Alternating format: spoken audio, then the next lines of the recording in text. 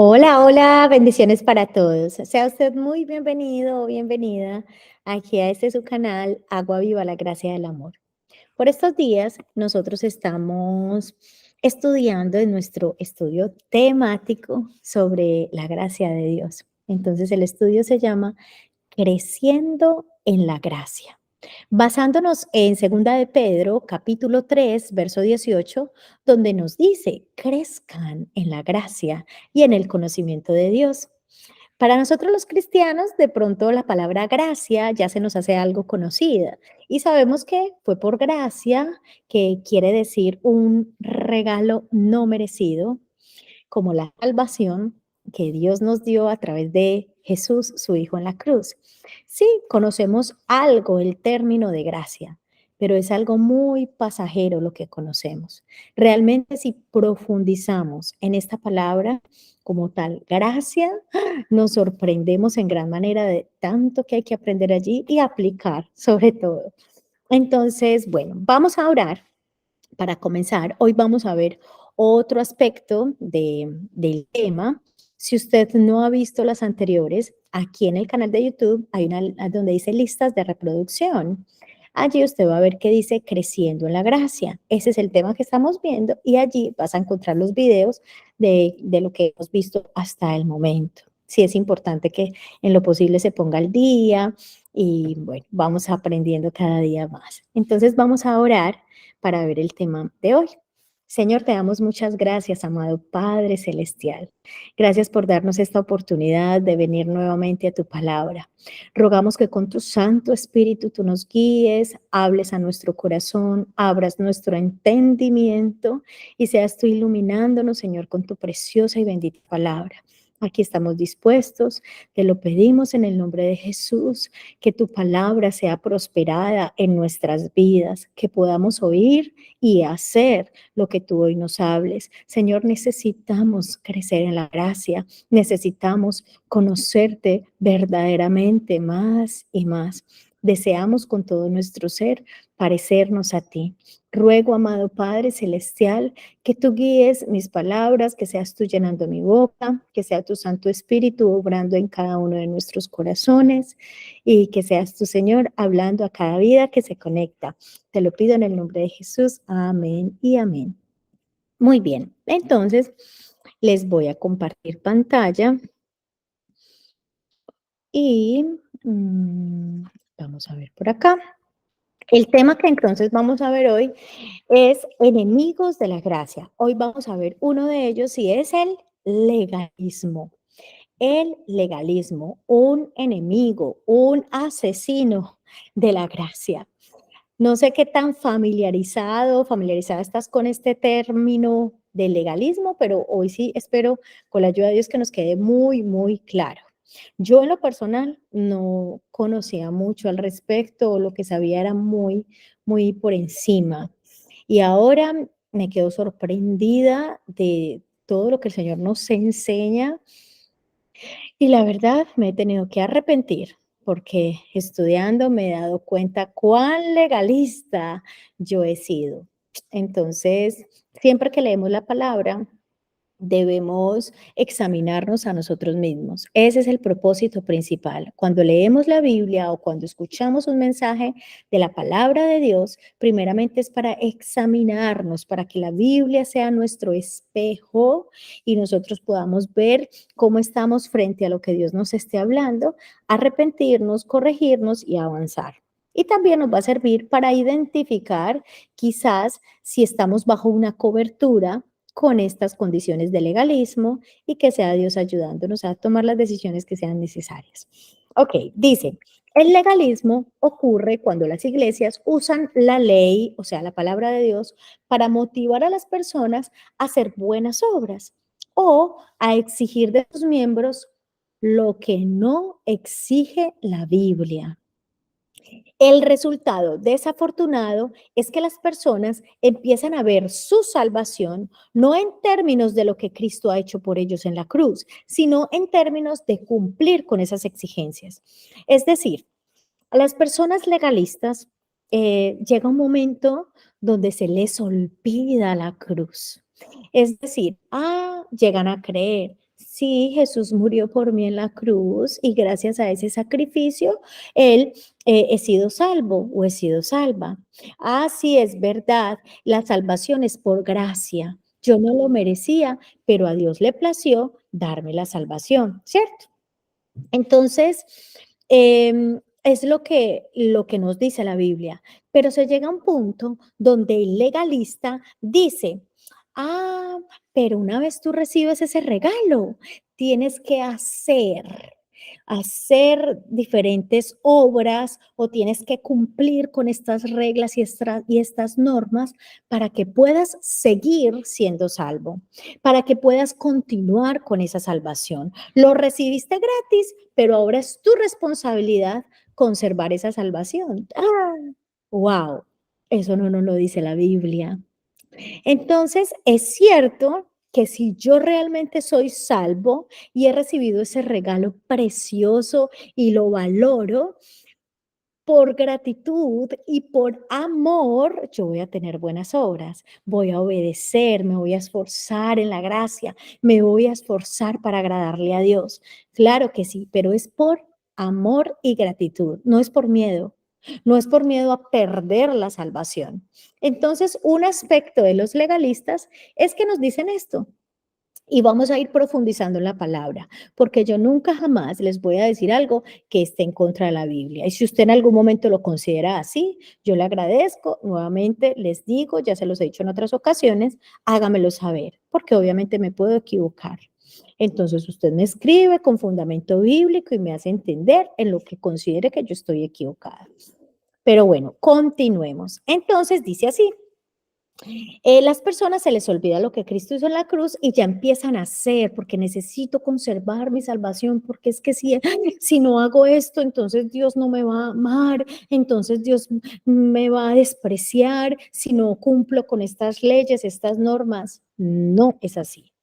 El legalismo, y estas son palabras de un pastor que admiro muchísimo y que aprendo mucho de él, se llama Sugel Michelén, y él dice estas palabras.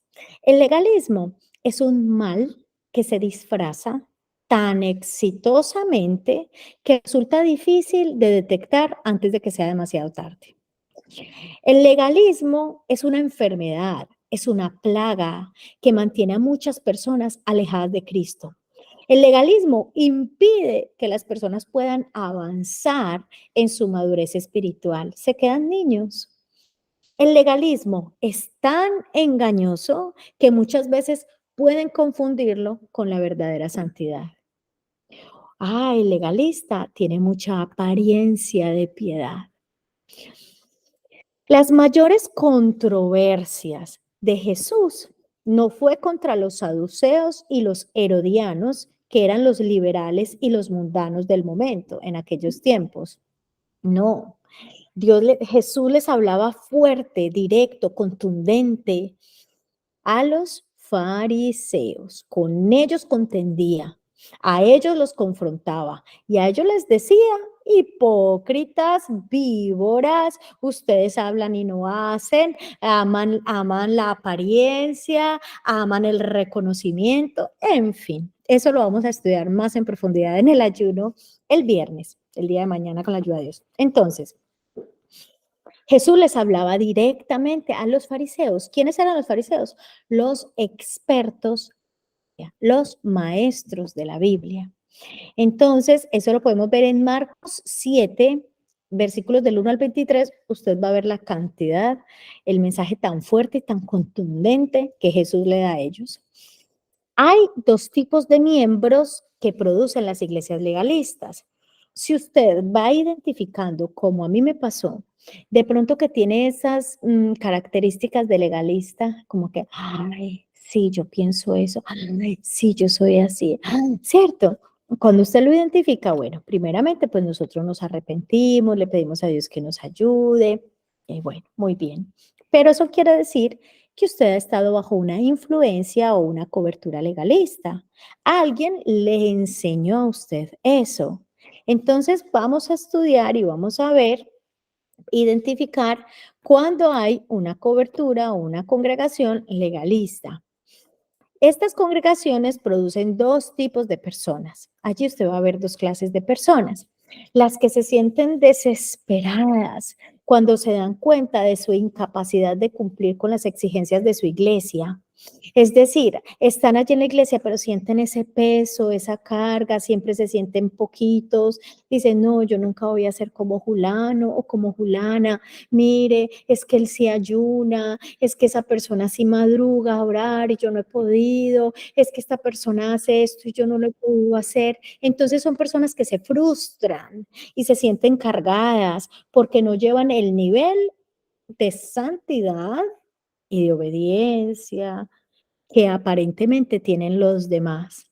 Y hay personas con esta carga tan tremenda que a veces llegan al punto de decir, ay no, yo abandono la fe, esto es muy duro, esto no es para cualquiera. Pues es cierto que la Biblia dice que es para valientes, pero no tiene nada que ver eso con las cargas que le imponen en una iglesia, sino porque el mundo en sí es complicado, siempre está al acecho buscando el enemigo devorarnos. Entonces es de valiente sostenernos, pero es en el poder del Espíritu Santo que lo logramos y confiando en lo que Cristo ya hizo en la cruz por nosotros. Pero en las iglesias imponen a veces, en las congregaciones, unas cargas tan pesadas que muchos terminan desistiendo o fingiendo, que también es otra clase de personas que produce esta iglesia, estas iglesias.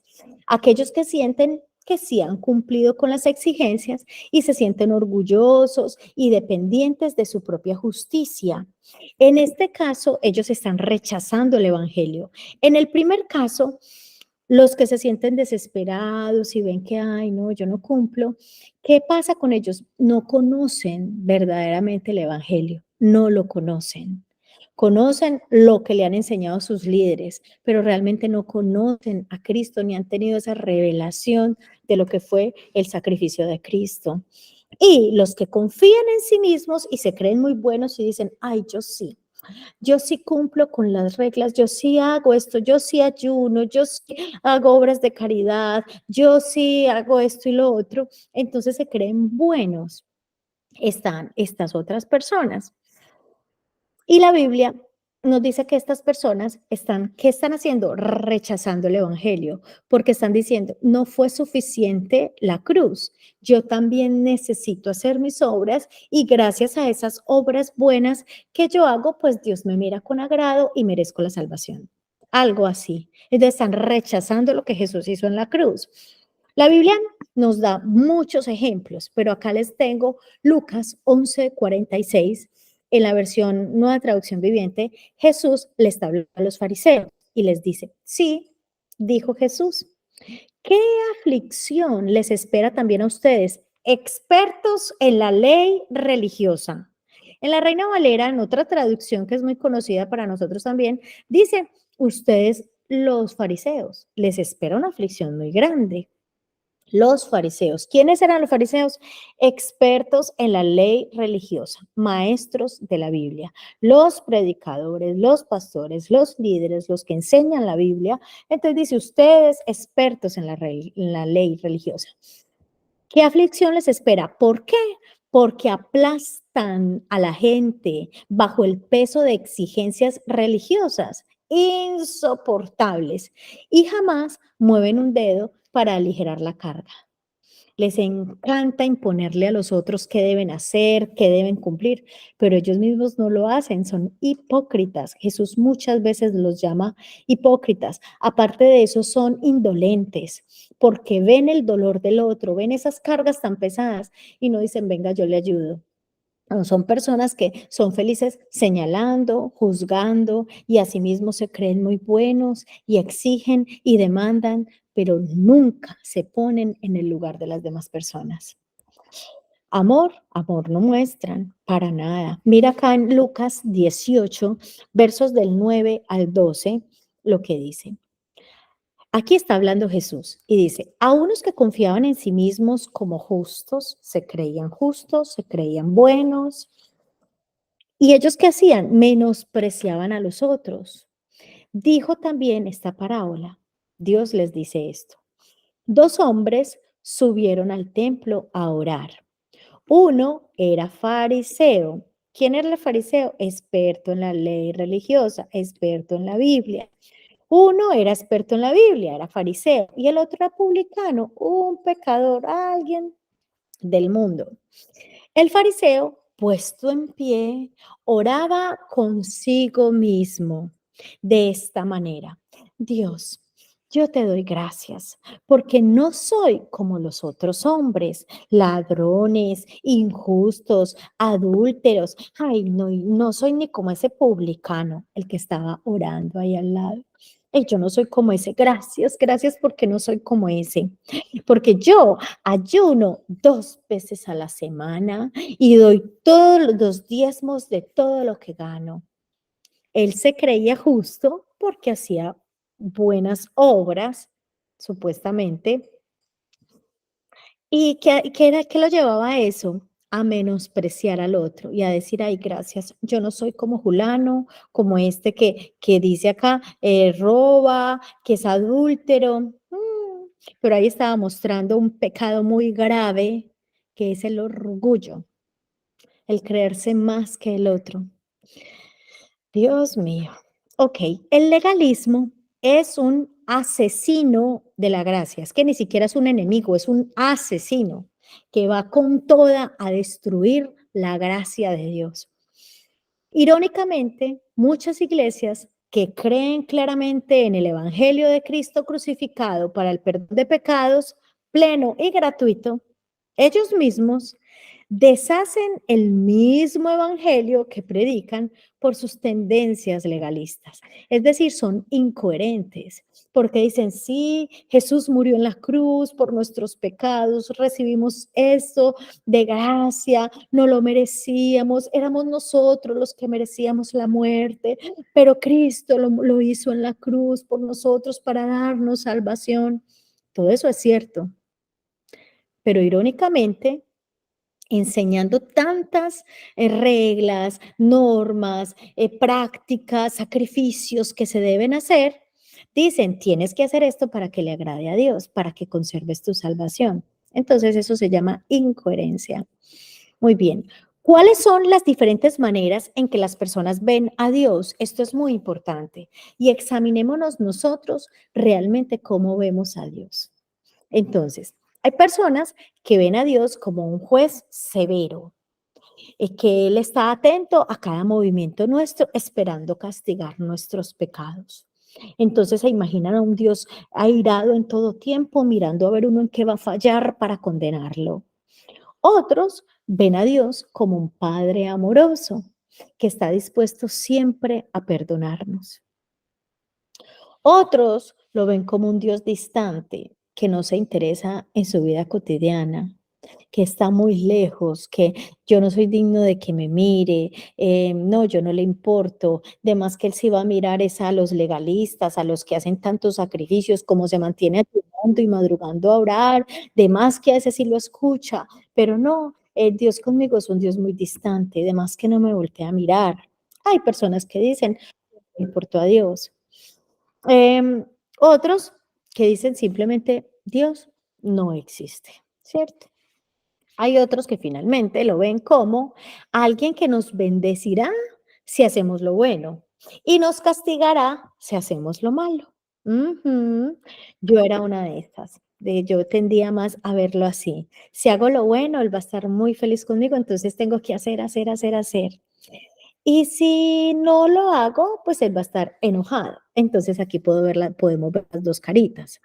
Dios es justo, para mí es un Dios justo y es muy cierto, la Biblia lo dice. Dios es justo y Él no tolera el pecado, Él no puede pasar por alto nuestros pecados y tiene que castigarnos si va a seguir siendo un Dios justo. Eso pensaba yo.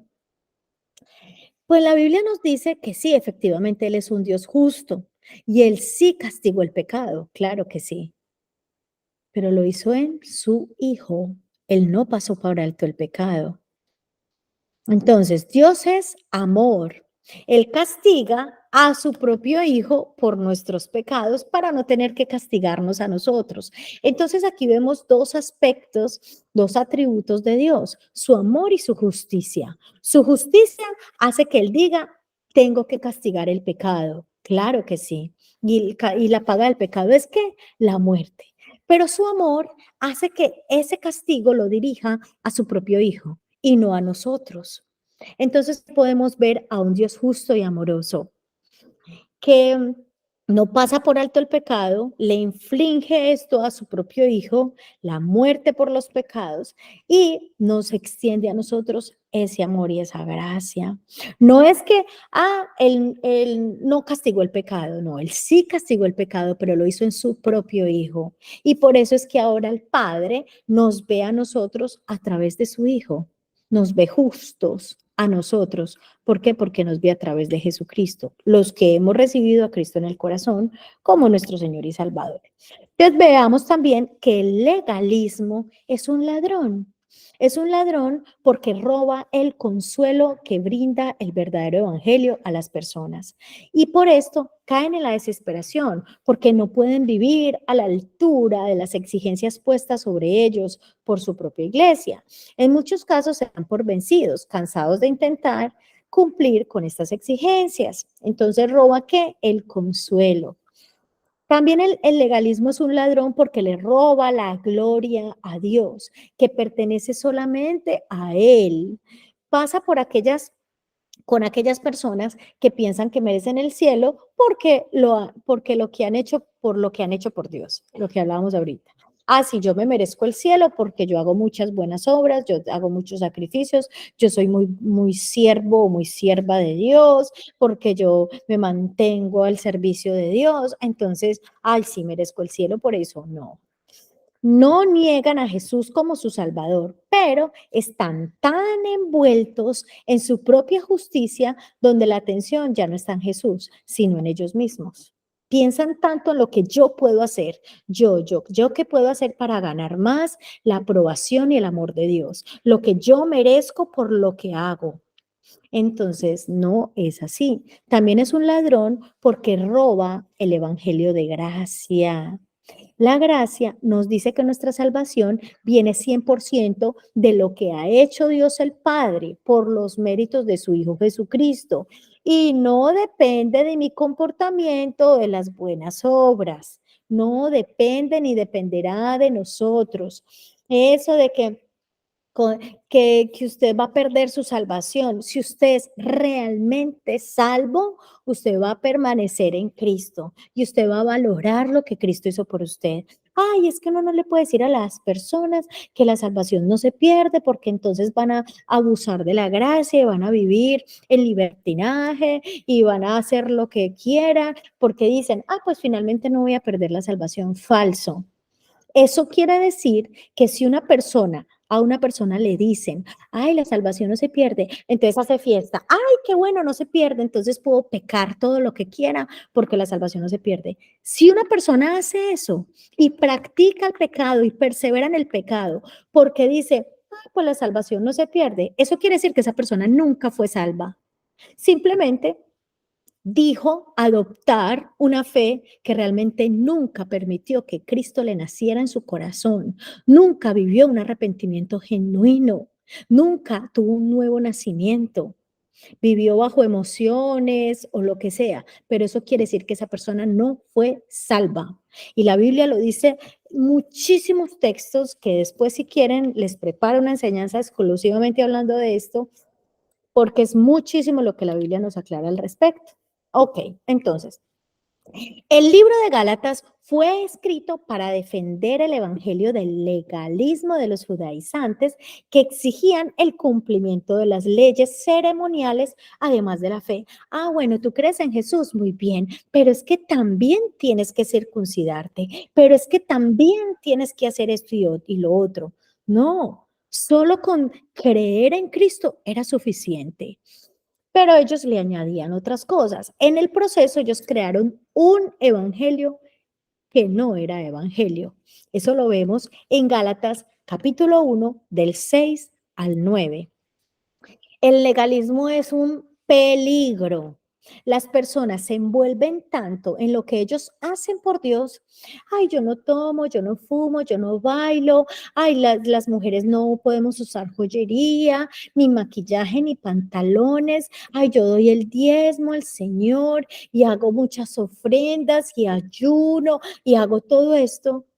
Y sin querer y sin pensarlo, en cualquier momento, porque yo digo que la gran mayoría no lo hace de mala fe, todo lo contrario.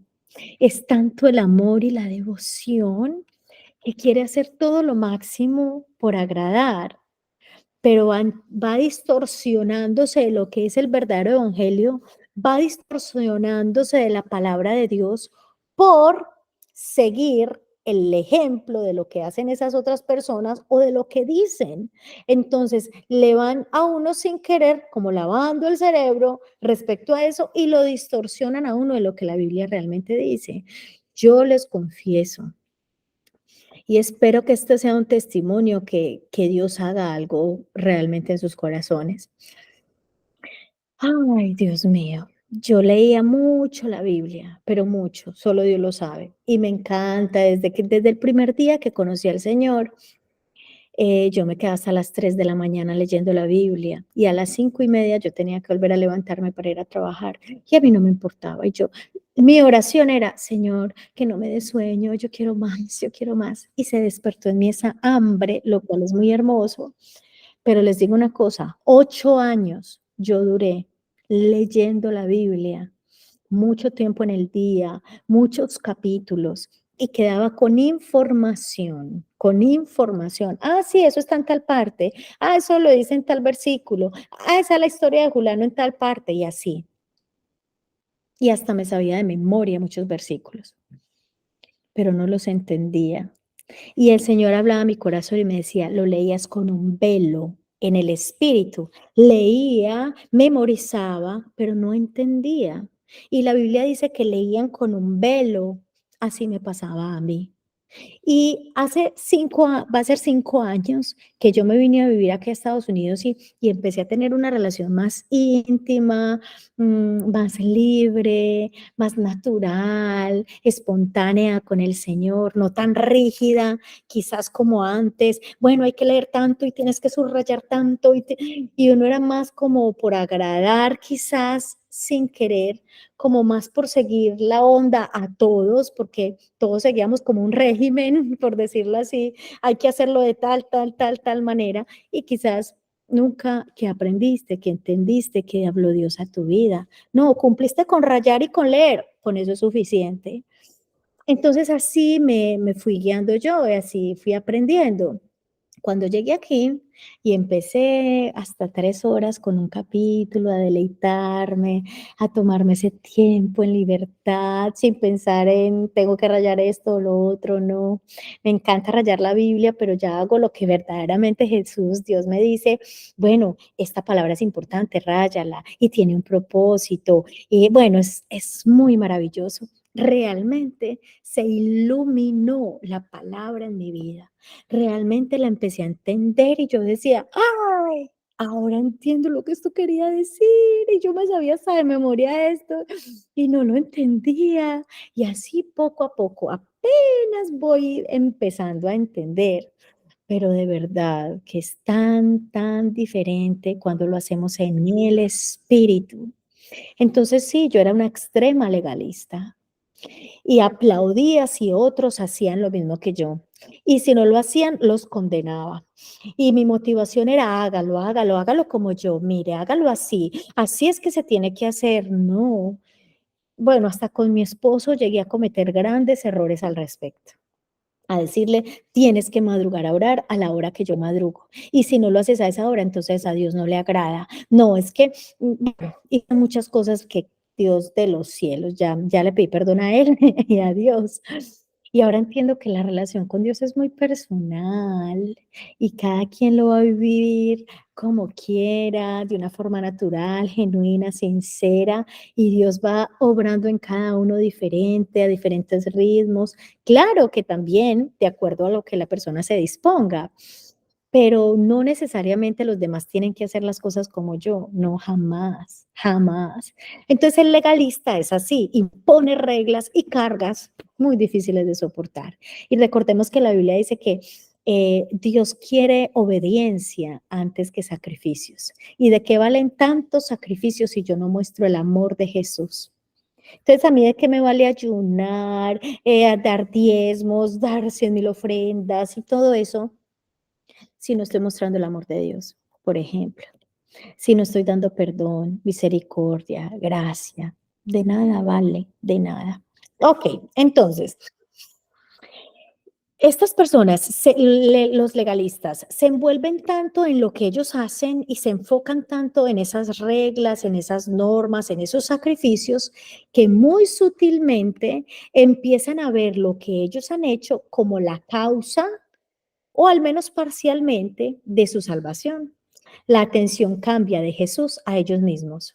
Ya no es tanto lo que Jesús hizo por mí en la cruz, sino lo que yo hago por agradar a Jesús. Lo que yo hago, lo que yo sacrifico, lo que yo hago. ¡Ay, Dios de los cielos, ayúdanos! Ok, continúo.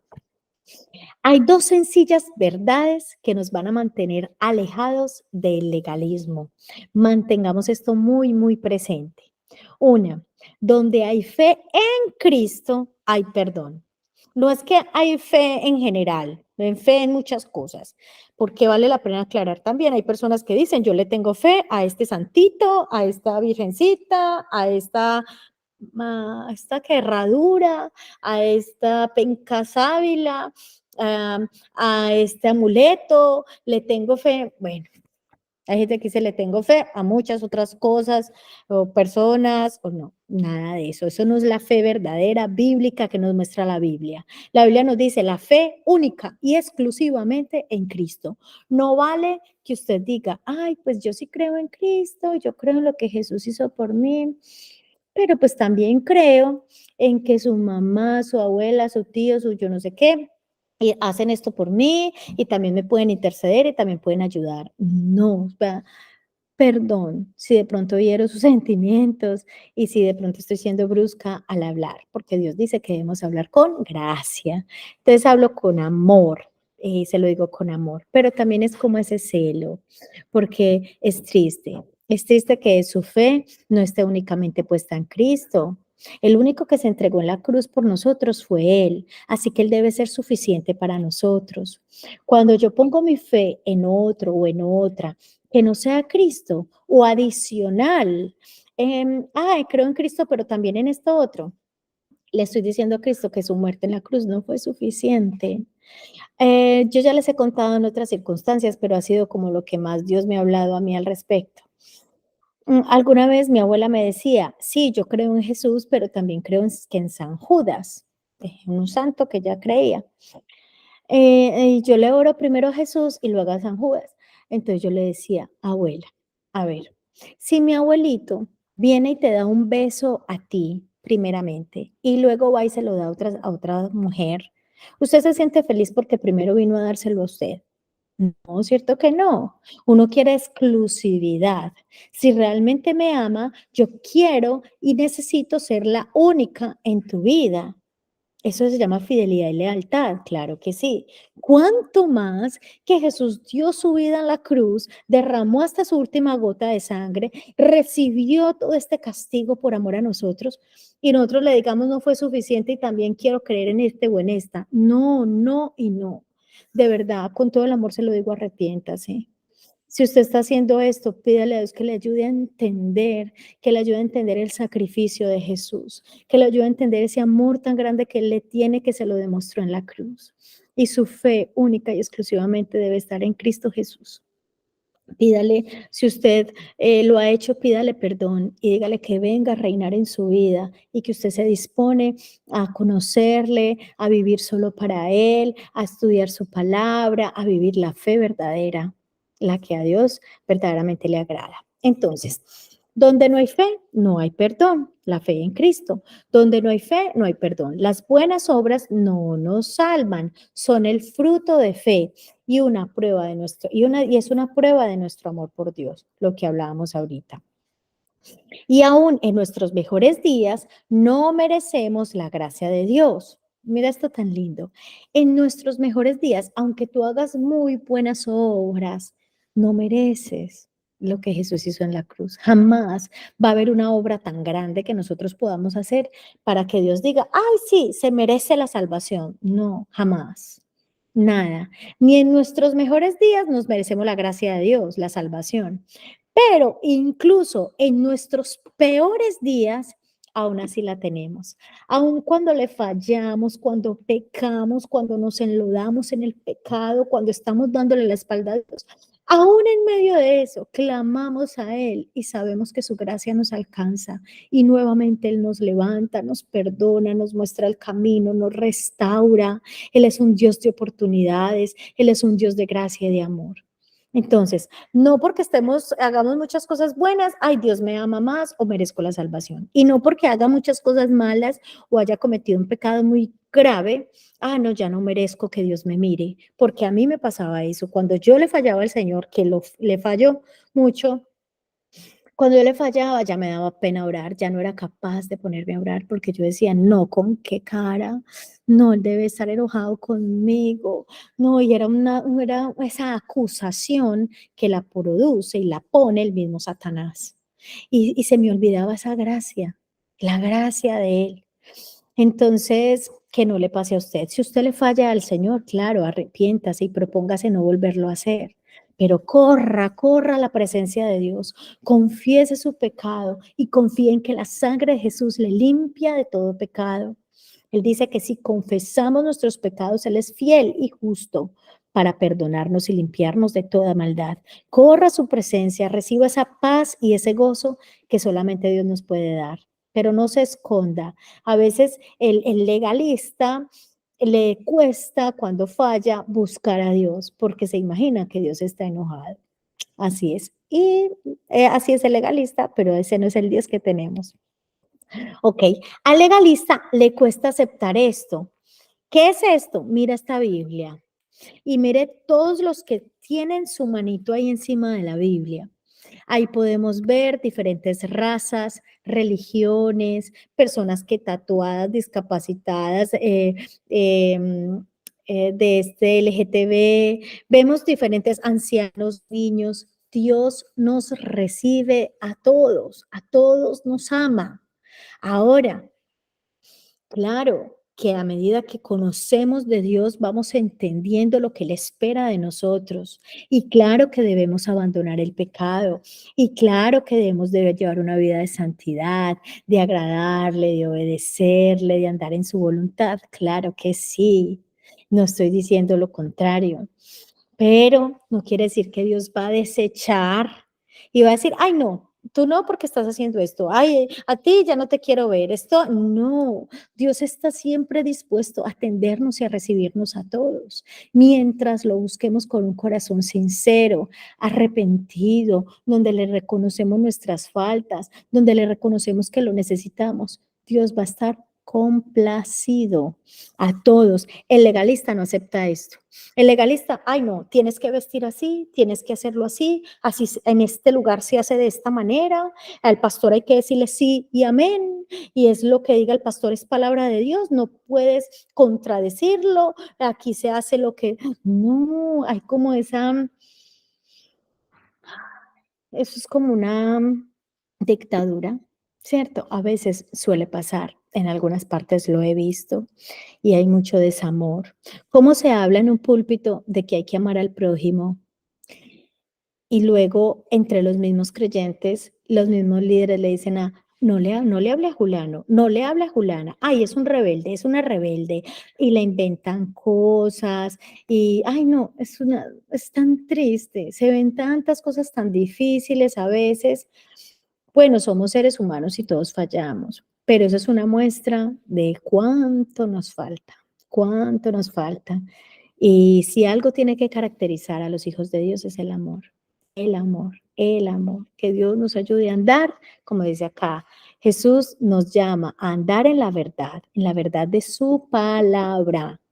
Es muy importante que usted y yo nos dispongamos todos los días a tener un tiempo en la palabra de Dios donde leemos, pero vamos a tomar mucho tiempo para meditar en lo que Dios está hablando, para que no le pase lo que me pasaba a mí, que solamente era leer y ya. Entonces, andar en la verdad, no solamente oír de la verdad, hablar de la verdad, sino andar en ella, practicarla en el amor y en la unidad. Con esto verdaderamente glorificamos a Dios. Muy bien. Entonces, acá termino esta presentación y vamos a orar. Entonces, para terminar, vamos a orar, y nos vemos mañana en el ayuno con la ayuda de Dios. Señor, te damos muchas gracias, amado Padre, por lo que hoy has hablado en nuestra vida. Quizás en una palabra puede ser fuerte, pero necesaria, necesaria, Señor. Te pedimos perdón si nosotros hemos sido esos legalistas, esas personas que condenan, que señalan, que creemos que podemos ganarnos tu amor y tu aprobación, o que andamos bajo ese miedo de que es que si no hago esto, Dios me va a castigar o me va a quitar la salvación o cosas así. Señor, perdónanos, porque estoy convencida que así como yo, muchas, muchas personas hoy, Señor, están andando en este legalismo, están desagradándote a ti, ni siquiera voluntariamente, sino con un buen corazón, están sinceramente engañados, como yo lo estuve tantos años. Por lo menos en esta área estoy entendiendo que estaba engañada. Quizás hay otras áreas en mi vida donde todavía estoy bajo engaño. Si tú ves que es así, Señor, yo ruego que tú me guíes con tu Santo Espíritu a toda verdad, como dice tu palabra, que tu Santo Espíritu nos guía a toda verdad. Señor, que no seamos influenciados por los hombres, sino que sea verdaderamente tu Santo Espíritu quien nos instruya, quien nos enseña. Padre, pero ¿cómo vamos a entender? ¿Cómo vamos a conocer tu verdad? Si a veces también somos tan perezosos, Señor, para pasar tiempo contigo en intimidad, para tomarnos ese tiempo de leer, meditar, escudriñar, estudiar tu palabra, pasar tiempo, Señor, en tu presencia, adorándote en espíritu y en verdad, como lo hacía María. Señor, por favor, ayúdanos. Queremos conocerte, queremos crecer en la gracia, en el conocimiento de ti. Queremos ser personas que verdaderamente reflejamos a Cristo, imperfectas, sí, pero que los demás puedan evidenciar un progreso en nosotros.